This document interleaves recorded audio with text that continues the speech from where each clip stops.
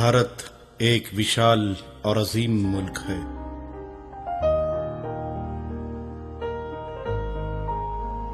सत्तर फीसद भारत आज भी देहातों और गांव में आबाद है। इस भारत की एक खुशहाल व विकसित रियासत है महाराष्ट्र, और इसी महाराष्ट्र के जिला बीड़ के एक छोटे से गांव मातुरी में शेख महबूब साहब का खुशहाल खानदान आबाद है। शेख महबूब साहब के घर 27 जून 1959 को एक लड़के ने जन्म लिया। महबूब साहब ने अपने इस लाडले का नाम महमूद शेख रखा। महबूब साहब ने अपने इस लाडले को मातुरी गांव के ही एक स्कूल में शरीक करवाया। बचपन से ही ये लड़का पढ़ने लिखने में बड़ी रुचि रखता था। आहिस्ता आहिस्ता वक्त का पहिया घूमता रहा और गांव का बालक ममदू 7वीं कक्षा तक चला गया। अब मासूम ममदू को पढ़ाई के साथ ये चिंता भी खाए जा रही थी कि उसके गांव में 7वीं तक ही स्कूल है, आगे की पढ़ाई कैसे होगी? क्या उसे भी दूसरे बच्चों की तरह तालीम छोड़कर खेतों में काम करना होगा? लेकिन कहते हैं जहां चाह है वहां राह है। 7वीं पास होने के बाद एक मसला वहाँ पे था कि भाई 8वीं की क्लास हमारे पास नहीं थी, तो तालीम के लिए हमें दूसरे गांव जाना ज़रूरी था। मगर अल्लाह ताला की वहाँ पे एक मदद ऐसी हो गई कि 8वीं का क्लास वही शुरू होगा, और 8वीं का क्लास शुरू होने के बाद वही हमारी तालीम 8, 9, 10 की पूरी हो गई। और कुदरत जब मेहरबान होती है तो अंधेरा भी अपनी काली चादर खोलकर इंसान को राह दिखाने लगता है। और खुशकिस्मती देखिए कि इधर उन्होंने 7वीं का इम्तिहान दिया और उधर उसी साल उन्हीं के गांव में उसी स्कूल में 8वीं की क्लास शुरू हुई। इस बालक ममदू का ये भी ख्वाब था कि उसे बड़ा होकर एक डॉक्टर बनना है। वो रात दिन पढ़ाई में जुट गया। रात 1-1 बजे तक वो चिराग की धीमी धीमी रोशनी में पढ़ाई करता रहता। नतीजतन उस बालक ने 8वीं कक्षा में ही कमाल कर दिखाया। सुबह हुई और उगते सूरज की किरणों ने स्कूल नोटिस बोर्ड पर पहले नंबर पर लिखे M.M. शेख के नाम को चूम लिया, और दुनिया ने भी देखा कि नोटिस बोर्ड पर पहले नंबर पर जो नाम लिखा था वो नाम था M.M. शेख। जी हां, ये वही बच्चा था जिसे आज हम, आप और सारी दुनिया M.M. शेख के नाम से जानती है। अब तो जैसे M.M. शेख को पर ही लग गए हों, वो शिक्षा की धुन में दुनिया से गाफिल हो गए। इसी तरह 9वीं जमात में भी उन्होंने 96% मार्क्स लेकर टॉप पोजीशन हासिल की। अब 10वीं की बोर्ड की परीक्षा के लिए वो पढ़ाई में इतना गुम हो गए कि उन्होंने सारी की सारी किताबों को ही पाठ कर डाला। तमाम किताबें इन्होंने ज़बानी याद कर ली। अब भला 10वीं के बोर्ड के एग्जाम की परवाह थी भी किसे? इसका नतीजा ये निकला कि वो बोर्ड की परीक्षा में भी अपनी परंपरा अनुसार टॉप ही रहे। अब M.M. शेख के हौसले जवान थे। आगे बढ़ने और कुछ कर गुजरने की ख्वाहिशें सर मार रही थी। अब न फासले उनके रास्ते का रोड़ा बन सकते थे और न मंजिलें ही अब उनसे अपना पीछा छुड़ा सकती थी। इसलिए अब गेवराई का कॉलेज हो या औरंगाबाद का, एडमिशन तो बहरहाल लेना ही था। गेवराई में तब सिर्फ आर्ट्स कॉलेज हुआ करता था, साइंस कॉलेज न था। महबूब शेख साहब ने अपने इस लाडले बेटे की इस ख्वाहिश के एहतराम में औरंगाबाद के देवगिरी कॉलेज में एडमिशन करवा दिया। गांव का नौजवान M.M. शेख औरंगाबाद शहर में 11वीं कक्षा में पढ़ने लगा। मैट्रिक पास होने के बाद हमने ये सोचा कि कॉलेज को एडमिशन ले, मगर ये दिमाग में था कि साइंस को एडमिशन ले। तो साइंस कॉलेज कहीं नज़दीक ना रहने से हमने देवीरी कॉलेज को एडमिशन लिया आकर। और 12वीं होने के बाद जब ख्वाहिश थी कि हम डॉक्टर बने, मगर डॉक्टर नहीं बन सके। बाद में ये सोचा हमने कि अब डॉक्टर नहीं बन सके, एक देहात के काश्तकार होने के नाते एग्रीकल्चर डिग्री क्यों नहीं हासिल कर सके। तो फिर हमने उसमें बीएससी एग्री किया। बीएससी एग्री का फाइनल इम्तिहान 86 नंबर से कामयाब करके शेख साहब ने फिर टॉप पोजीशन हासिल कर ली। शेख साहब ने अपनी जिंदगी का पहला इलेक्शन 1977-78 जीएस का लड़ा था और जीत भी हासिल की थी। यह उनकी सियासी सतह की पहली जीत थी। बीएससी एग्री सेकंड ईयर में हम जब जनरल सेक्रेटरी का इलेक्शन होता था, उस इलेक्शन कॉन्टेस्ट करके वहां पे हम, हालांकि 6 साथी मुस्लिम थे हमारे क्लास में, मगर वहां पे जीएस के इलेक्शन में मैं जीत गया था। बीएससी करने के बाद बीड़ के मशहूर सियासी लीडर शिवाजी राव पंडित, जो शेख साहब के पिता महबूब साहब के बहुत अच्छे दोस्त थे, उन्होंने पूछा कि आपका लड़का बीएससी करने के बाद आजकल क्या कर रहा है, उसे मेरे पास भेजो, मुझे उससे कुछ काम है। इस तरह शेख साहब शिवाजी राव पंडित के जय भवानी शक्कर कारखाने में बहैसियत सुपरवाइजर 6 महीने तक खिदमत अंजाम देते रहे। अपने काम की लगन और मेहनत ने इस शक्कर कारखाने के चेयरमैन शिवाजी राव पंडित को इनकी तरफ आकर्षित किया। उनकी नजर में अब वो सिर्फ उनके दोस्त महबूब शेख का लड़का न था, बल्कि एक ईमानदार, मेहनती और लायक नौजवान की शक्ल में उनके सामने वो खड़े थे। और उनकी इन सलाहियतों को आजमाने का फैसला शिवाजी राव पंडित ने कर लिया। अपने विधानसभा के 21 इलाकों की जिम्मेदारी शेख साहब पर डाल दी। शेख साहब ने अपनी लगन और मेहनत से वो कर दिखाया जिसकी उम्मीद शायद खुद शिवाजी राव पंडित साहब को भी न थी। शेख साहब की कोशिशें रंग लाई और शिवाजी पंडित को इनके इलाके में भारी अक्सरियत से कामयाबी हासिल हुई। किस्मत ने एक बार फिर करवट बदली और शेख साहब ने 1986 में करमाड़ के कॉटन फेडरेशन में बहैसियत ग्रेडर सरकारी नौकरी के सफर का आगाज किया। चूंकि एमएम शेख साहब खुद एक किसान के बेटे हैं, उन्होंने बीएससी एग्री भी किया था, इसलिए वो किसानों के मसाइल और परेशानियों से अच्छी तरह वाकिफ थे। इसलिए उन्होंने सभी किसानों को ए ग्रेड दे दिया।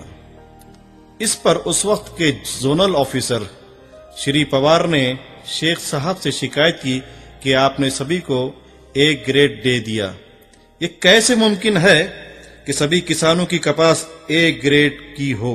शेख साहब ने जवाब दिया कि साहब, किसानों की कपास की पहली फसल जो पहले निकलती है वो ए ग्रेड की ही होती है।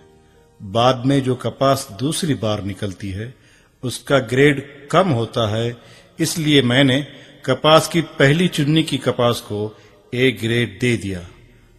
और मेरी आपसे यही गुजारिश है कि आप भी ऐसा ही कायदा बना लीजिए। शेख साहब ने बाद में एमएससी एग्री भी किया। एमएससी करने के बाद एग्रीकल्चरल यूनिवर्सिटी में लेक्चरर के रूप में 6 महीने बच्चों को पढ़ाया भी और 8 साल तक उन्होंने सरकारी नौकरी की। इन 10 सालों में इन्हें इस बात का एहसास शदीद तौर पर होने लगा। उनके दिल व दिमाग में यह ख्याल समंदर की मौजों की तरह ठाटे मारने लगा कि उनकी जिंदगी का मकसद खुद की जिंदगी गुजारना नहीं है, कुछ समाज की जिम्मेदारियां भी हैं, कुछ मिट्टी का भी खर्च चुकाना है। आखिरकार अपनी आत्मा की आवाज पर शेख साहब ने तालीम के क्षेत्र में कदम रखने का फैसला किया। जहां शिवाजीराव पंडित के साथ रहते हुए स्कूल और कॉलेज की सरगर्मियों में वो हिस्सा लेते रहे थे, यही तजुर्बा उनके बहुत काम आया। उन्होंने एजुकेशन सोसाइटी मॉडर्न शिक्षण प्रसारक मंडल बनाकर एक साथ 4 स्कूलों का प्रपोजल बनाकर सीधा विलासराव देशमुख साहब से मिले और अपना प्रपोजल उनकी खिदमत में पेश कर दिया। विलासराव देशमुख साहब ने इनके चारों प्रपोजल को मंजूर कर दिया और उनको परमिशन दे दी। शेख साहब ने 1990 में प्राइमरी स्कूल की शुरुआत की। इसके बाद जूनियर कॉलेज, फिर सीनियर कॉलेज शुरू हुए। बाद में डीएड कॉलेज और बीएड कॉलेज भी आपने शुरू किया। अगर देखा जाए तो ये वो काम थे जो एक ऐसा नौजवान अंजाम दे रहा था जो इंतहाई छोटे से गांव से आया था। इस नौजवान ने वो काम कर दिखाया जो शहर के काबिल और पढ़े लिखे लोग भी ना कर पाए। इस तरह देखते ही देखते कारवां इतना बड़ा कि आज 42 इंस्टीट्यूट कामयाबी के साथ समाज और शिक्षण क्षेत्र की खिदमत करते दिखाई देते हैं। शेख साहब के उर्दू स्कूलों में 40 मुस्लिम समाज के लोग उस्ताद और 30 मुस्लिम दूसरे पदों पर कार्यरत हैं, जबकि दूसरे सभी समाजों के 500 से ज्यादा लोग इनके स्कूल और कॉलेज में काम कर रहे हैं। अगर हम शेख साहब की इन तालीमी खिदमत का जायजा लेते हैं तो हमें पता चलता है कि जहां वो मॉडर्न शिक्षण प्रसारक मंडल के चेयरमैन की हैसियत से अपनी तालीमी खिदमत अंजाम देते नजर आते हैं और इनके कायम किए हुए स्कूल और कॉलेजेस का जाल बॉम्बे तक फैला नजर आता है, वहीं किसी कॉलेज में वो कभी पढ़ाते नजर आते हैं, कहीं वो कॉटन ग्रेडर की शक्ल में किसानों की भलाई करते नजर आते हैं, तो कहीं जय भवानी शुगर फैक्ट्री में अपना पसीना बहाते दिखाई देते हैं। अगर हम इनकी सियासी जिंदगी पर नजर डालें तो कितने ही नाम और शख्सियतें हमारी नजरों से गुजरने लगती है। वक्त की कमी की वजह से यहां सभी का जिक्र मुमकिन नहीं, लेकिन अगर हम इन 3 अहम शख्सियतों का जिक्र ना करें तो बड़ी नाइंसाफी होगी, जिसमें सबसे पहले जनाब शिवाजी राव पंडित का नाम आता है, जिनकी वजह से ही एक किसान का बेटा न सिर्फ कई ओहदों पर विराजमान हुआ और यहीं से उन्हें सियासी बसीरत भी हासिल हुई। इस अहम कड़ी की दूसरी शख्सियत मोहतरमा प्रभर राव साहिबा हैं, जिन्होंने इस हीरे को न सिर्फ परखा बल्कि अहम जिम्मेदारियां देकर कांग्रेस पार्टी में एक आला मकाम पर फायज भी किया। इसके बाद आन जहानी विलासराव देशमुख साहब को हम कैसे भुला सकते हैं, जिन्होंने शेख साहब को वो मुकाम दिलवाया जिसके शेख साहब सचमुच हकदार थे और उन्हें एक आमदार की हैसियत भी इन्होंने अता की। सबसे पहले मुबारकबाद देना चाहूंगा एमएम शेख को कि जो पिछले साल जो हम उनके बेटी की शादी में आए थे तो उन्होंने उस वक्त ऐलान किया था कि मैं अगले साल 101 शादियां करूंगा।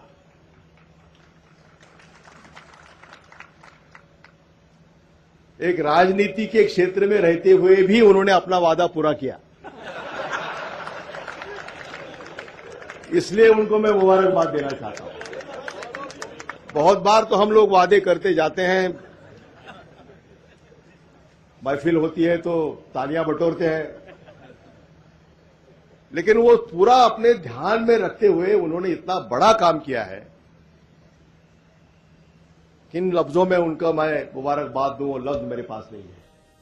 शेख साहब ने सन 2009 में आचार संहिता लगने से पहले उर्दू मीडियम के 450 स्कूलों को परमिशन दिलवाकर जो कारनामा अंजाम दिया वो महाराष्ट्र के किसी एमएलए तो दूर कोई शिक्षण मंत्री भी न कर पाया। शेख साहब का ये भी मानना है कि जो कामयाबी उन्हें मिली है वो सिर्फ शिक्षण क्षेत्र में अपनी खिदमत अंजाम देने की वजह से ही है। शेख साहब की कोशिशों का ही नतीजा था कि हुकूमत महाराष्ट्र ने मुस्लिम लड़के और लड़कियों के लिए हॉस्टल कायम करने के लिए फंड फराहम किया। अरसे से शहरियान औरंगाबाद में हज हाउस के क़याम का मुतालबा कर रहे थे और ये शेख साहब की ही कोशिशों का नतीजा है कि हुकूमत महाराष्ट्र ने हज हाउस के क़याम को मंजूरी दी और 35 करोड़ का फंड भी इसके लिए मंजूर किया गया है और इसका काम अब जारी है। शेख साहब की एक खूबी ये भी है कि वो अपनी की हुई कोशिशों का सेहरा भी दूसरों के सर बांधते नजर आते हैं। आइए आप खुद ही देख लीजिए। मुसलमानों को रिजर्वेशन मिलना चाहिए, जबकि मुमकिन नहीं था, नामुमकिन काम था, मगर हमने पीछा नहीं छोड़ा। हाउस में एक ने 4 मरतबा उसका आवाज उठाई हमने। और जब मराठा समाज को रिजर्वेशन आप दे रहे हो, चर्चा हाउस में हो रही, तो हमने कहा कि अगर मराठा समाज को दे रहे तो उससे भी ज्यादा बदतर हालात मुसलमानों की, मुसलमान को भी देना चाहिए। तो ये जीत से हमने आगे जब गए तो फिर माननीय मुख्यमंत्री ने मंजूर करा कि ठीक है, माइनॉरिटी के जितने वोट है कांग्रेस के साथ रहते हैं उनको देना भी चाहिए, उनकी हालत खराब है। तो वो 5% रिजर्वेशन जो मिला, ये बहुत बड़ी बात हो गई। हमारे पीरियड में वो मिला। क्रेडिट मुझे नहीं जाएगा, ये तो क्रेडिट माननीय मुख्यमंत्री को जाएगा, और हमने सिर्फ कोशिश की है। मलिक अंबर ने सन 1604 से सन 1610 के अरसे में एक छोटे से कस्बे खड़की को आबाद करना शुरू किया और आज शहर औरंगाबाद दुनिया के नक्शे पर अपनी पूरी आब व ताब से जगमगा रहा है। पिछले कई सालों से औरंगाबाद वासी जश्न 400 साला मनाने का मुतालबा करते आ रहे हैं।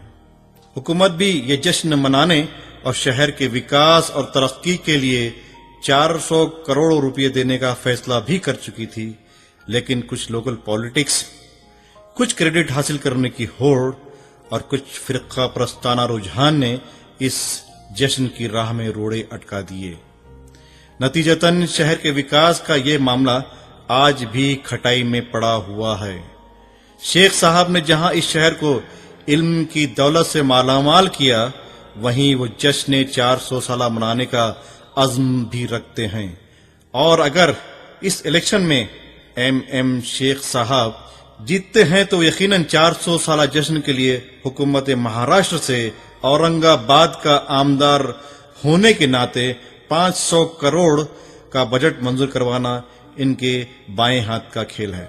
और हो सकता है कि कल का इतिहासकार इस शहर को बसाने वाले मलिक अंबर, इस शहर को आबाद करने वाले औरंगजेब और आज के मॉडर्न औरंगाबाद को रंग व रूप देने वाले रफीक जकरिया के साथ साथ एम शेख का भी नाम इतिहास में दर्ज कर ले।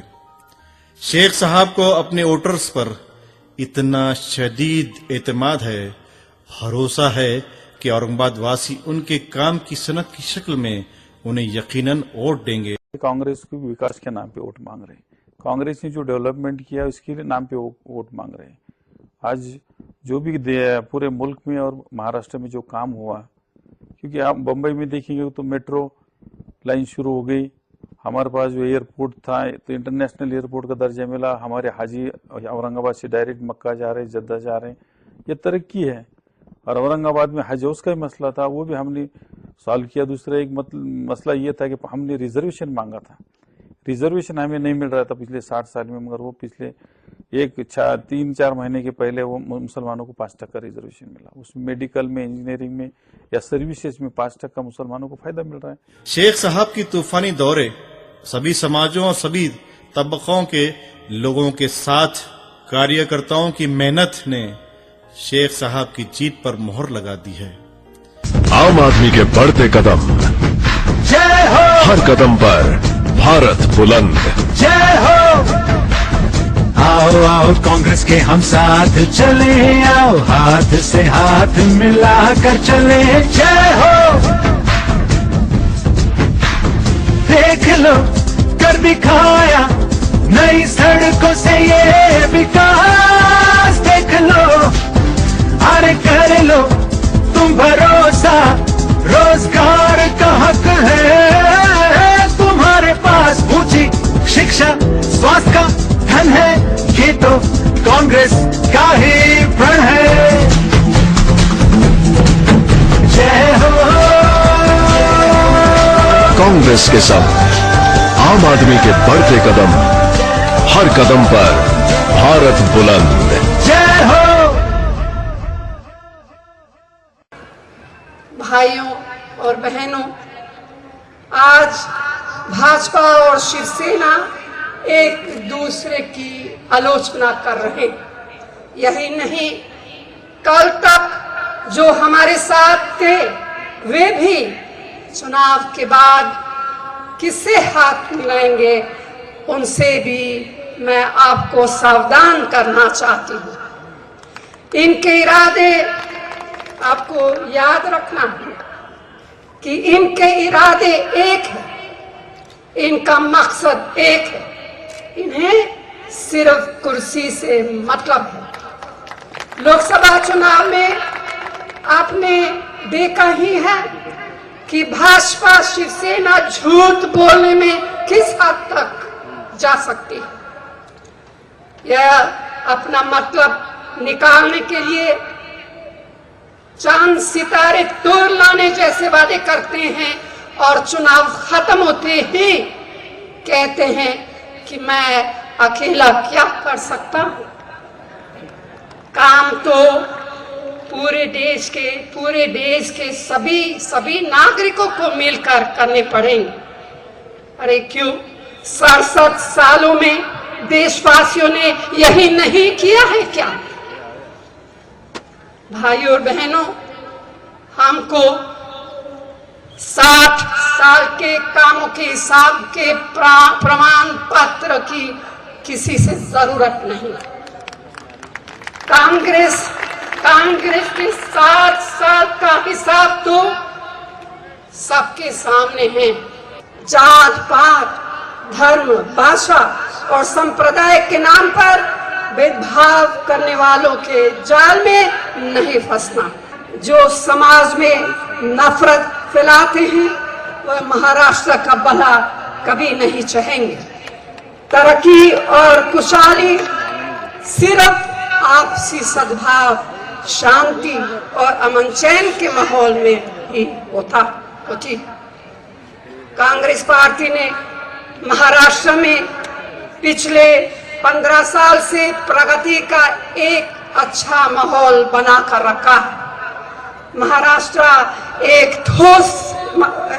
ठोस बुनियाद पर आगे बढ़ रहा। औरंगाबाद मध्य मतदारसंघाचे उमेदवार एमएम शेख।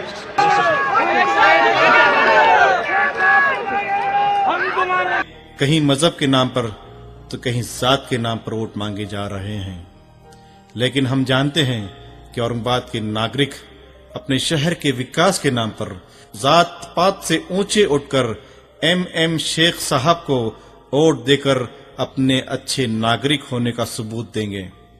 अब आप बताएं, आपका वोट किसको? तरक्की और विकास को या जज्बाती नारों को?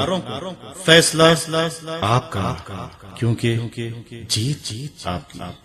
आइए हम सब मिलकर वादा करते हैं कि एक साफ सुथरी छवि रखने वाले, हमेशा गरीबों का साथ देने वाले विकास पुरुष कांग्रेस पार्टी के हर दिल अजीज उम्मीदवार जनाब एमएम शेख साहब को ही अपना कीमती वोट देंगे, जिनकी निशानी है पंजाब पंजाब पंजाब। एमएम शेख साहब, आप अच्छा काम कर रहे हैं और हम सबकी दुआएं और जितने भी गरीब लोग हैं उनकी सबकी दुआएं आपके साथ में हैं। तो आपका भविष्य भी मुझे उज्जवल नजर आ रहा है। अच्छा काम करते रहो, लोगों के आशीर्वाद आप लेते रहो।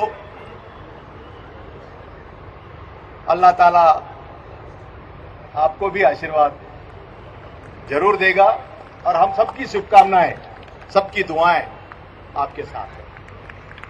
इबादतों की तरह मैं अपना काम करता हूँ। मेरा उसूल है मैं पहले सलाम करता हूँ। मुखालिफत से मेरी शख्सियत और संवरती है, दुश्मनों का भी मैं बड़ा एहतराम करता हूँ।